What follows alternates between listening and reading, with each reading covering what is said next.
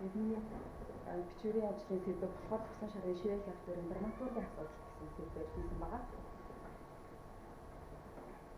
За тэгээд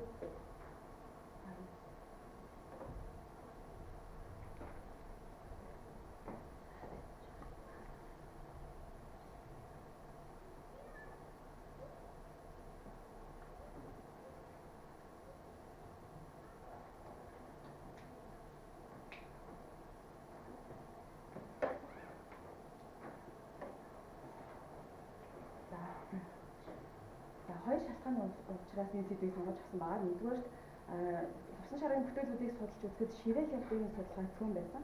Цөөн судлах хүндэгцийн сэдвийг сонгож авахар шийдсэн байгаа. За хоёрдугаар өөрөө 9 дүр бичсэн усан шаруу хүчний зохиолч маань. За тэгээд ширээ хялбар нь болохоор сонгогдох дүрийн хэмжээ хоцлол дуу найрал дууны үрийг онцгой өргөж өгсөн байдаг гэдэг нь миний сонирхлыг их татсан. За хоёр зүйлийг зорилгоо олгож ажилласан байгаа. За нэгдүгээр сонгоолгоор суралцж байгаа оюутнуудад ширээ хялбарын тухай мэдээллийг хүргэх зорилготой. За хоёрдугаар дуурийн дөрүүдийн онцлог, тэр дундаа раш, омолт хоёрын эсрэгцэл, зөрчил, тэгээд тус дөрүүдийн дуурийн үйл явдал нөлөөж байгаа ач холбогдол зэргийг дагуулж ноотон дээр ажилласан байгаа. Ажиллахыг зорьсон байгаа. За Эр Инх Базрын Монгол дуурийн тухай тэмдэглэл гэсэн номон дээр 10 нүүр мэдээлэлсэн ширээ хялбарын тухай. За 72 оны өмнө сонин дээр ширээ хялбарын тухай утга зохиолын шүүмжлэгчдийн дугуй ширээний яриа гэсэн нэг нийтлэл байсан. Үүнээс өөр дэлгэрэнгүй ширээ хялбарын тухай мэдээлэл байгаагүй. За шинжлэх талын гэвэл консерваторийн номын санд ширээ хялбараар хийсэн бичвэрийн ажил байгаагүй учраас миний хийсэн бичвэрийн ажлын санх үнэлгээг шинээр баяжуулна гэж үзсэн байна. За хоёрдугаар клавирыг авч ноотон дээр ажилласан задаргаа хийсэн байгаа. За энэ нь дуулаачаар суралцж байгаа оюутнуудад дэлгэрэнгүй мэдээлэл өгөх боломжийг нэмэгдүүлнэ гэж үзсэн. За гуравдугаар радиогийн бичлэг буюу 1-р үзэгдлийн төгсгөл 3, 4, 5 дугаар үзэгдлүүдийг авч бичвэртэй хавсаргаж өгсөн байгаа. За тэгээд оюутнуудад мэдээлэл өгөх судалгааны шинэ их сурвалж болж байгаа энэ бичвэрийн ажлын маань ач холбогдол олж байгаа. За бүтцэн 2 бүлэгтэй. 1-р бүлэгтээ усан шаруу намтран уран бүтээл, 2-р бүлэгтээ ширээ хялбарын драматургийн асуудал гэсэн сэдвийг оруулж өгсөн байна. За 1-р бүлэгтээ би ярьж амжихгүй учраас энэ шууд дараа бүлэгчээ усан шарын тухай товчондоо тэгээд бүтээлүүдийг нь оруулж өгсөн байгаа. За бүтээлээ төөрөгдөх төрлүүд нь байгаа. Хүүхдийн дуу, dur, цөөхөл ба найралтай нийтийн дуу гэсэн бүтээлүүдээр 1-р бүлэгтээ дурдж өгсөн. За шууд дуурлуу нарыг. Дуурууд нь өөрөө 9 дуур бүтээсэн байгаа. За тэр дундаас ширээ хягт дуур нь болохоор хам бүргэд дуурийг бичсэн туршлага дээрээ тулгуурлаж бичсэн юм дуур байгаа. За ардын хувьсгалын 50 жилийн ойг хүртэж бүтээсэн. За 1971 онд тавигдсан юм дуур байгаа. За ардын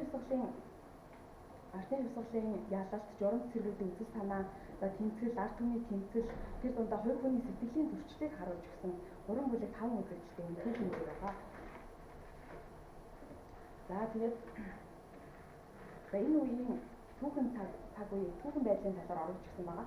За энэ үед болохоор хятад цэргийн харгислалт хөвөлдөө хүрсэн Монгол орнд ард түмэн тэсвэр төвчээрээ алдсан, энэ тэнд нууц бүлэгнүүд нууцаар үүсгэж эхэлсэн, эрх чөлөөний төлөө жирийн иргэн хүртэл тэмцэхээс өөр аргагүй байдалд хүрсэн юм төвсгөлийн тохироо бүрсэн онцлог байсан. За тэгээд энэ дуурийг өөрөө сонсож судалж үзээд ийм онцлогуудыг гаргаж ирсэн байгаа. За нэгдүгээрт нь Жанжин Сүхбаатарын тухай энгийн байдлаар бүтээлтэй оруулж өгсөн байгаа, мөнгөж өгсөн байгаа. За энэ нь болохоор түүхээрээ баатруудаараа бахархах үзэл бодлыг хойж үеийнхэнд өглөөлөн үйлдвэхэд хувь нэмэр, онцгой хувь нэмэр оруулжээ гэж бодсон. За хоёрдугаар үндэсний дуурийн хүчил тогтсон бүрэлдэх эрэл хайгуулын юм игдэлтэй үед гарч ирсэн тийм сонин садан дүрийг гаргаж ирсэн байгаа. Онолтын дүрийг оруулж ирсэн байгаа. Тэр бүр бүтээлтэй байгаагүй тийм дүрийг оруулж ирснээр онцгой байсан. За гуравдугаар эсрэг хүчнүүдийн тэмцлүүдийг нийгмийн эсрэг хүчнүүдийн тэмцлийг харуулсан нь энэ дүрийн гол санаа байсан ч гэсэн за хувь хүний сэтгэлийн зөрчлийг онолтоор дамжуулан гаргасан нь дүрийг илүү баялаг сонирхолтой, илүү амьд болгож өгсөн байсан. За дөрөвдүгээр бүх үзэгдэл хоортой, 5 үзэгдлийн турш хоортой байгаа. За тэгээд найрал дууны үрийг өндөрт өргөж өгсөн хэд хэдэн хэсгүүд байсан миний ажигласнаар. За тийм 3-р үзэгдлийн төгсгөл онолтын дууны араас орсон хоор онолтын тэр нөгөө гонигтай арийг бүр илүү хүн болгож өгсөн байлээ. За тэгээд энэс жишээ болгоод оруулахаар хийсэн байна.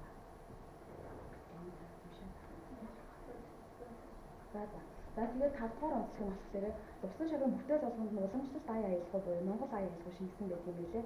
За тэгээд энэ Орос Монгол орны ах トゥ угийн найрамдлыг найрамжийн барилгыг харуулсны 4-р үзэгдлийн хэсэг байгаа. Энэ хэсэг дээр эхлээд уртын дуу орж ирж байгаа. Тэр нь Монгол орныг төлөөлсөн. За тэгээд шууд залгуулад хоор орж ирж байгаа. Энэ нь Оросыг төлөөлсөн гэсэн тийм мэдрэмжийг төрүүлсэн. Тэрийг өмнөд ингээд сонсоход бэлдсэн байсан. За тэгээд цаашлаад 2-р бүлэг рүүгээ орохоор би дөрвийн драматургийн асуудал гэдэг үндсэн сэдв рүүгээ орсон байгаа. За эхнийх нь 2-ын 1 дээрээ дөрүүдийн онцлогийг тус бүрт нь гаргаж тавьсан байгаа. За рааш нь болохоор төмрийн дархан бөөр зөртэй зоригтой шийдэмгий эх орныхоо төлөө амиа зориулах сэтгэл зүрэхтэй. За үйлдэлээр үлгэр дуурайл үзүүлэх тэмцэгч живийн ард үгэн байгаа. За онолт нь болохоор онолт үгэн болохоор раашийн эсрэг дүр гэж хэлж болно. За аймхай улс төрөөс айдаг, урд замаар харж явдаг, мөрөөрөө амьдардаг юм ард олон жирийн иргэдийн төлөөлсөн ийм дүрэг онолт нь. За тэгээд Госилийн хятад офицер 2 гээд эсрэг талын дөөрийн гол зөрчлийг үүсгэж байгаа дүрүүд байгаа. За хятад энэ хоёрыг орж ирэхэд хятад хөгжим оруулж гисэн байсан цусан шаруугаар.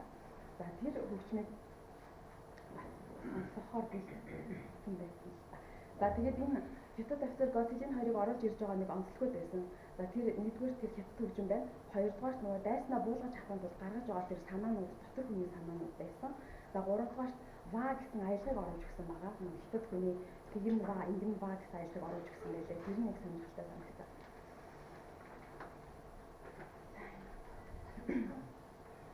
За тэг үндэснийг төлөөсөн гэдэг утгаараа за энэ сонирхолтой. За тэгээд Рашин дүр болохоор эхнээсээ эхлээд 3 дугаар үзэгдэл хүртэл гараад явж байгаа. За тэгсэн хэрнээ 3 үзэгдлийн турш маш идэвхтэй үүрэг барилдаа дүр болсон байгаа.